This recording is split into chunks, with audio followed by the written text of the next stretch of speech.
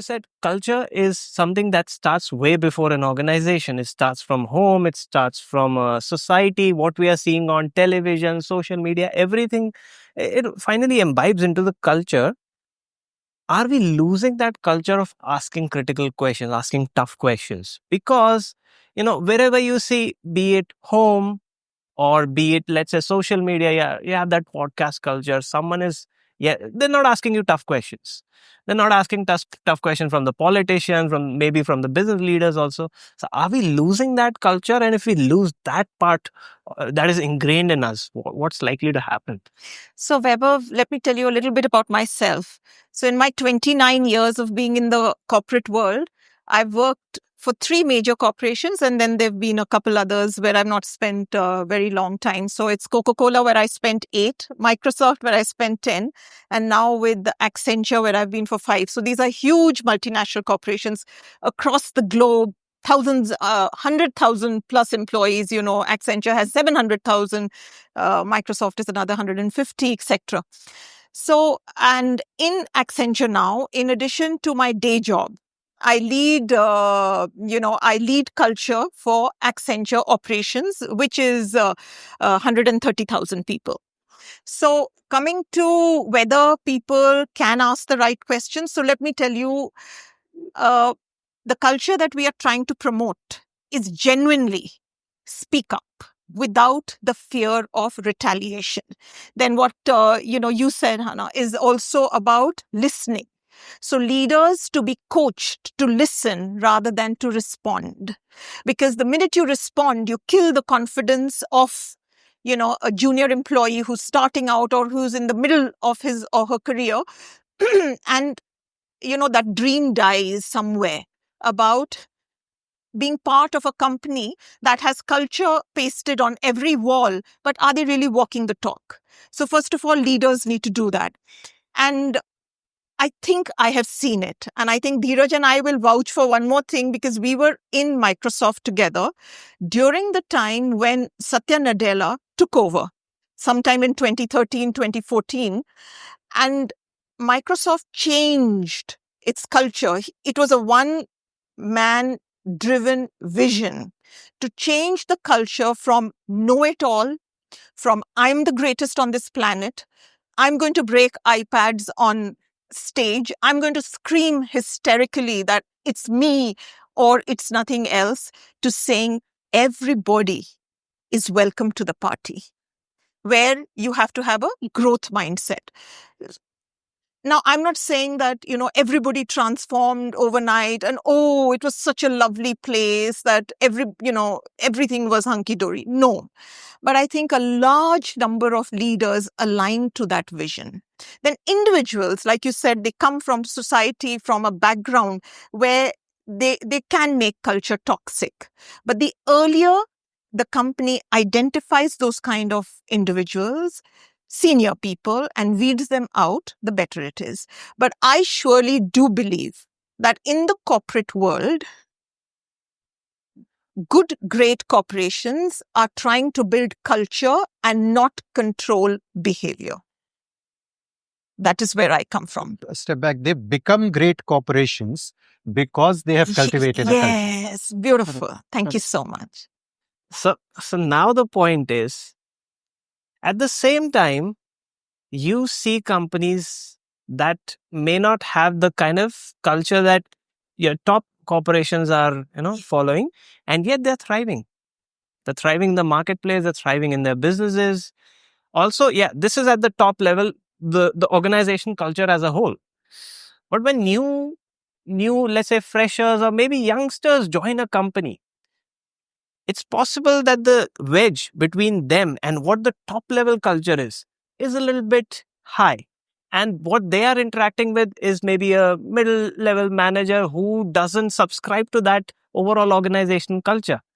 And that creates a very different environment. So you might say, yeah, at the top, we've changed everything.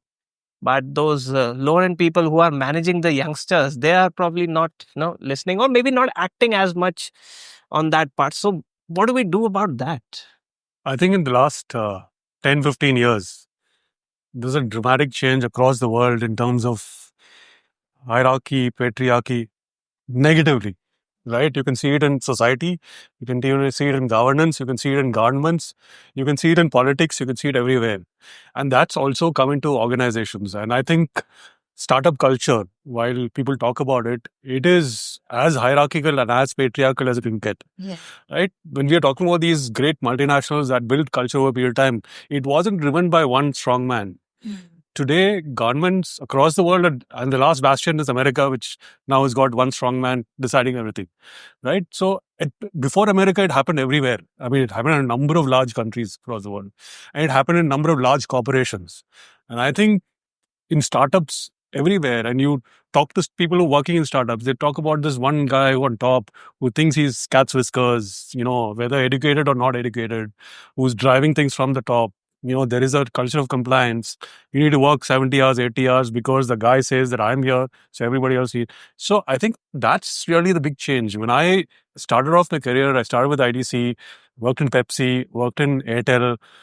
Never was there a culture that it was this democratic, open, speak your mind kind of culture that built large organizations across the world. When suddenly you see nowadays, when you go to a startup or you talk to startup employees, it's completely different. It is you following what that guy says at the top. And he's so glamorous because he's got this PR might behind him, and therefore everybody sort of complies with this entire thing.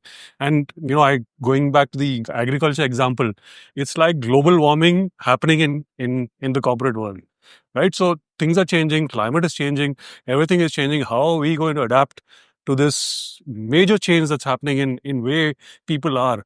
I find my generation of people far more open and respecting of people, far less bothered about hierarchy, far less worried about who's asking what, far less insecure, and therefore, but I find my middle management, they're slightly less tenured, and they're a completely different work because they work in a different era, different world, and they get insecure. They don't like their subordinates talking to crossing hierarchy and things like that, which I never heard of, right? When I grew up in these, 3, 4 companies. So that's the big change. So global warming equivalent happening in corporates is really the big challenge for culture. So today's culture is actually, sort of it's going sliding down compared to what, it used to be in the good old days. And all of us grew up in that culture, but suddenly you find it changing. And people are changing. Young people are changing as well. So, while you're saying this, and I agree with this, but I'm sure if there were 10 youngsters sitting here, they will think that what we've been through is the wrong thing. But one thing that I want to bring out is that, companies across the world are changing. And what is common to them is, to a lot of them, is essentially the security or the insecurity of the people at the top, driven by the investors or the shareholders. And that is creating major shifts in how corporations and cultures, this whole thing about a culture where everyone has to grow and we are a family and all that, was when there was lesser shareholder pressure. Today, it is no longer about long term. It is really about here and now. And the one phrase copying from a book was that in the past, I mean, I often say it. In the past, organizations were built to last. Now, organizations are built to sell, and that obviously takes away the focus on culture. It is really about profitability, how sharp an organization you are, how you reduce. And that's changed that insecurity as well. The hire and fire culture. So the insecurity starts from the top. And, you no longer have people who've been in the leadership role for 5 years, 10 years or whatever. Also, I think on the speak up piece, what you said, right? I would say speak up culture in the younger generation, this generation, they don't fear about anyone. Believe me, when I started my career, if I had to talk to my boss, I used to think 10 times. Now, that's not the case with this generation. This generation are bold because there is nothing to lose for them. So the platform where we started 20 years back, the generation I'm talking about, versus the generation what they're coming now, is a very different platform, right? They are like, that's the reason when they join organizations, they feel pressured. The depression and all these things, the pressure we're talking now, versus when we started, the pressure existed always. Because businesses is all about building for profits. They're not for NGOs, right? But if you look at the speak up culture, I don't think the young generation are hesitant not to speak. Actually, that's true because youngsters are open to speaking up in the first 2 years of their lives, corporate lives, and slowly they become they get inducted in the culture of the place. Their bosses tell them, why are you saying this, why are you talking to this guy, why, and then they slowly change. But I was just saying that one of the biggest changes, or all of us have seen together, everybody living here, is the pandemic, and that was one of the most transformational changes for every possible individual in this world, right? So what did it do? And if you look at the impact of it today, after 4 years of it being there were organizations which had a culture. And I'll just take two examples. The Tatas, they adopted to the hybrid culture. They still continue it in some ways or the other. And they survived, right? And then you do know the output of what happened to Baiju's, because they had this whole hustle culture, which was all about, proving it to the top, like whatever. And so as the company started falling down, it was like people started just leaving. So there is this insecurity of nothing binding them but for the fact that you have to make profit. And if profit becomes your culture, then it's very insecure. So there have to be some values which have to be there.